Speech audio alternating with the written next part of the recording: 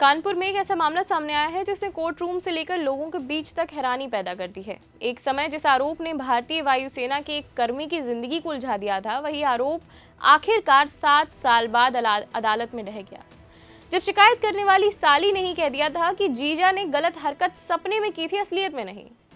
ये मामला एयरफोर्स कर्मी अनुराग शुक्ला से जुड़ा हुआ है। कहानी की शुरुआत फरवरी 2019 से होती है। 10 फरवरी 2019 को अनुराग शुक्ला की शादी विधून क्षेत्र की एक युवती से होती है। शादी के कुछ दिन बाद 13 फरवरी को अनुराग अपनी पत्नी को लेने ससुराल पहुंचे। इसी दौरान उनकी साली भी उनके साथ बिठूर आ गई।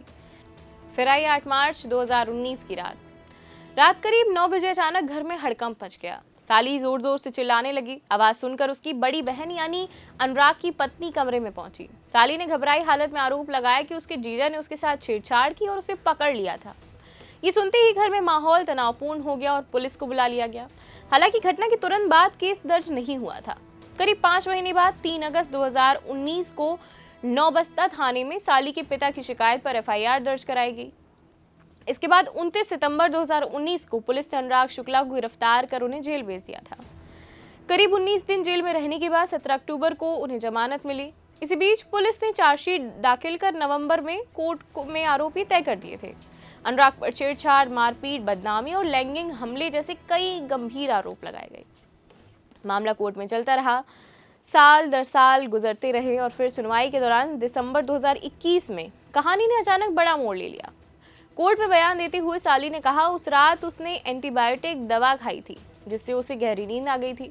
आधी नींद में उसे सपना आया कि उसके जीजा ने उसे पकड़ लिया है। डरकर वह जोर जोर से चिल्लाने लगी, लेकिन जब उससे विस्तार से पूछा गया तो उसने साफ कहा कि असल में जीजा ने उसके साथ छेड़छाड़ नहीं की थी, बल्कि उसे सपने में ऐसा लगा था कि जीजा उसके पास है और उसके साथ छेड़छाड़ कर रहा है। उसी भ्रम में उसने शोर मचा दिया था। और यही नहीं, साली के पिता और उसकी बड़ी बहन ने भी अदालत में स्वीकार किया कि ये मामला गलतफहमी में दर्ज हो गया था। अनुराग शुक्ला के वकील करीम अहमद सिद्दीकी के मुताबिक पीड़िता के इस बयान के बाद अदालत ने इस पूरे मामले की समीक्षा की और पाया कि आरोप साबित नहीं होते। इसके आधार पर कोर्ट ने अनुराग के सभी आरोपों से अनुराग को बरी कर दिया है। खुद अनुराग शुक्ला का इस पूरे मामले पर कहना है कि शादी के बाद ससुराल पक्ष की ओर से उन पर प्रॉपर्टी को लेकर दबाव बनाया जा रहा था। जब उन्होंने मना किया तो उन पर झूठा केस दर्ज कर दिया गया। इस केस के चलते उन्हें मानसिक तनाव, सामाजिक बेइज्जती और नौकरी में प्रमोशन रुकने जैसी कई परेशानियों का सामना करना पड़ा। आखिरकार शनिवार को विशेष पॉक्सो अदालत ने यह फैसला सुनाते हुए अनुराग शुक्ला को निर्दोष साबित कर दिया है। अब देखिए इसमें कौन सही है कौन गलत।